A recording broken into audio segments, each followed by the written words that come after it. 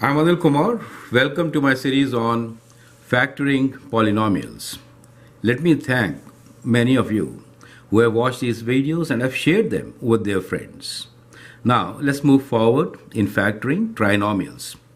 This time, I have 6 examples here, and the technique is to first group factor, and then we'll look into product and sum. I hope you have already mastered the technique of product and sum, so this should not be a very difficult exercise. We are going to take each and every question one by one.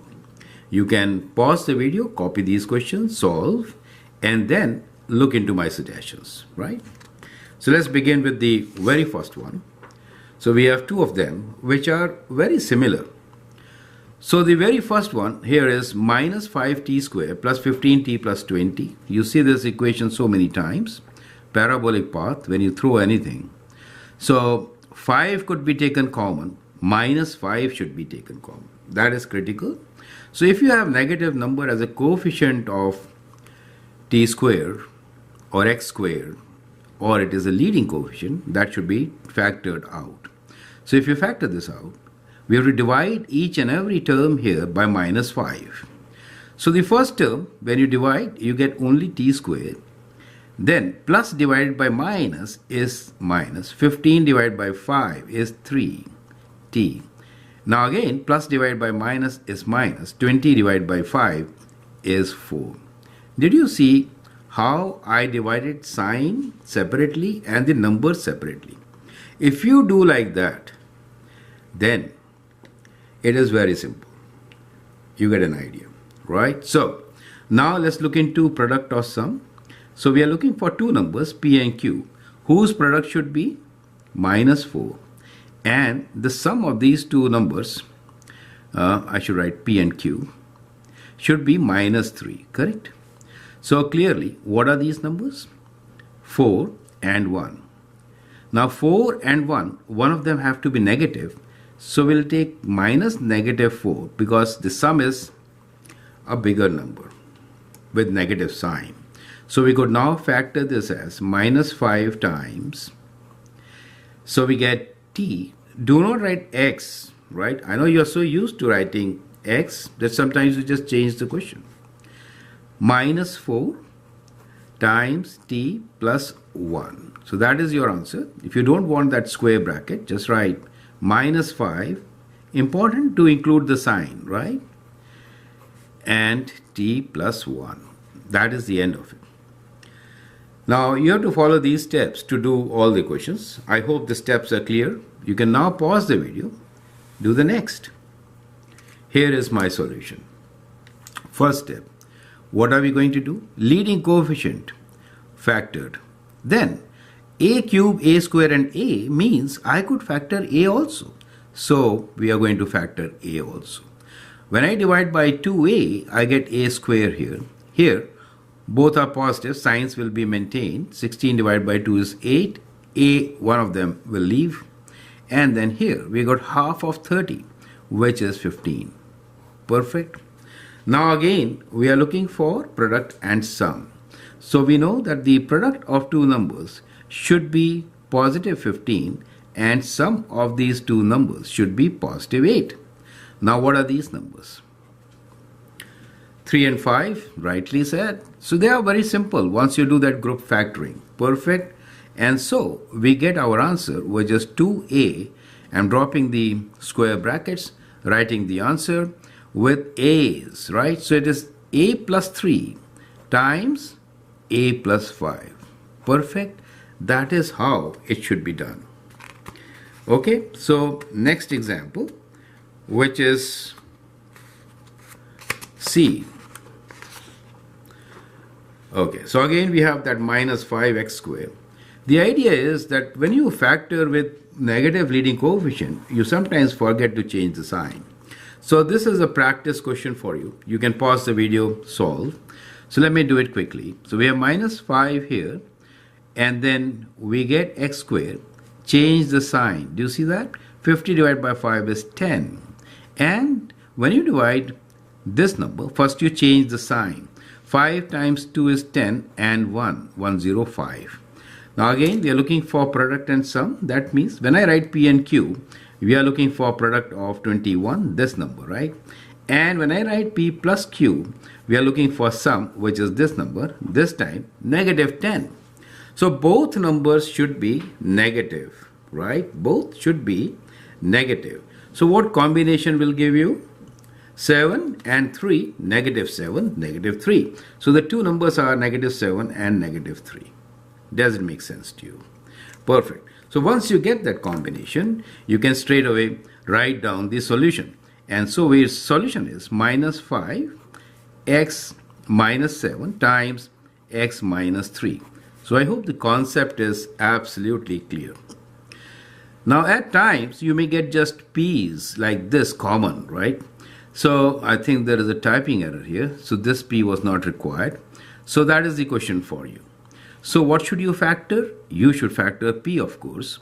So we'll factor p, and what we get here is x squared plus 10x minus 24. We are looking for product and sum, and what two numbers will give you minus 24. So again, product of two numbers minus 24 and sum of two numbers as plus 10. Now these two numbers could be, if I write 6 and 4, we get 24, correct? But we need minus when we multiply. Do we get minus? No, we don't. How about 12 and 2? Well, that is correct. We could take plus 12 and minus 2. Do you see that part? So this is a very tricky question. So at times you may get the wrong answer. So be careful. So I'll do it in a different color.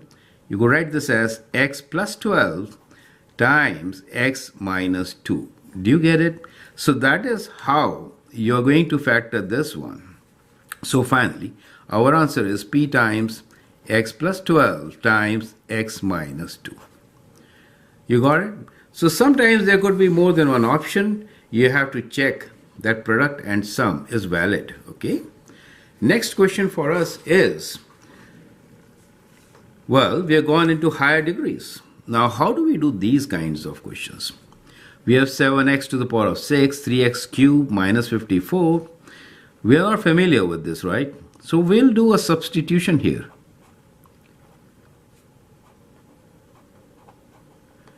So in this question, we will write x cubed as, let's say, p. In that case, the question changes. And what we get here is 7. And we get here p square, right? That makes it p to the power of 6 minus 3p minus 54. Correct? So that is how you get this part of the question. Now this should have been a part of my another series, but anyway, it has come in between. We'll get to this later. Okay, let me move on to this place now. We'll do the substitution. The reason being there is no group factoring here. You get my idea? So that is the reason I'm moving away from here and getting to the next one. Here, I'm going to do the substitution of x squared equals to p. Now, if I do that, I could write this as, now if x squared is p, then x to the power of 4 is p squared. Do you see that? Okay. So x to the power of 4 could be written as p squared plus 11p plus 30. Now, we are looking for product of 30 and sum of 11. The numbers which can work for you are 6 and 5. So we get p plus 6 times p plus 5. But p is what? P for us is x squared. So we'll write this as x squared plus 6 times x squared plus 5. Does make sense to you? So that is how we are going to factor this particular question, right? So I hope that part is very clear. Now let's get back to our original question, which was 7x to the power of 6 minus 3x cubed minus 54. As I said, this is graduating to the next unit, right? So here we have a situation which is ax squared plus bx plus c, and where a is not equal to 1, right? So when that is the situation, we do it in slightly different way. We do start in the similar way as we did for others, that is looking for product and sum. So let's look for product and sum first. So the product of two numbers should be 7 times minus 54, right? And sum should be minus 3. How do we get these numbers? When you have big numbers, then I will suggest you to factor the numbers. Okay, so 54 could be divided by 2. So 2 times 2 is 4, you get 14, 27. Well, 27 is 9 times 3. So we are looking for two numbers whose product is minus 54 times 7. I didn't even multiply, I just wrote them. But these numbers when multiplied will give you the same result. Perfect. And of course here we have 7 also, right? So all these numbers should be multiplied to get the product. And sum, we are looking for minus 3. How do we get that? Well, if you look into this combination, which is 9 times 2 as 18 and 7 times 3, which is 21. It works, right? So we have 21. We could take minus 21 and plus 18. When you add them, you get minus 3. You get an idea. So that is how we do it. Now, directly, I cannot write these numbers and get the result as I got earlier. Now, we have an additional step. So let's try to understand this step. We are going to split this and write it with two factors. So with two terms. So we get here 7p squared and minus 21, that is our first key number, plus 18p minus 54. Do you see that part? So that is how we are going to write the center term. Now we get 4 terms. We'll do group factoring, combining 2 each, right? So we'll combine these two and those two. If you do that, what do you get? 7p is common. So we'll take 7p common. We get p minus 3 here, plus what is common here? Well, for 54, we have 18 as common, right? So 18 times 3 is 54. You could see this, right? This is 18 times 3. Perfect. So 18 times 3 is common, and therefore we could take 18 as common and we will get p minus 3. Now p minus 3 is a common factor. So we get p minus 3 times 7p plus 18 as our answer. Do you realize that? So in the next video, we'll talk about quadratic trinomials where a is not going to be 1. The steps followed will be kind of like this. So this is a critical step which is being added and followed by group factoring in this fashion. So you'll find those 2 or 3 extra steps involved to factor. So I'd like you to go through this video once again, understand the solution of the last question, and do not forget to substitute back x terms. X we had, x cube is p, right? So instead of p, I should have written x cube minus 3 times 7 times x cube plus 18. Does it make sense to you? So that becomes our final answer. Do you get it? Just as we did here, you have to write back in terms of the original variables to end the question. I hope that makes sense.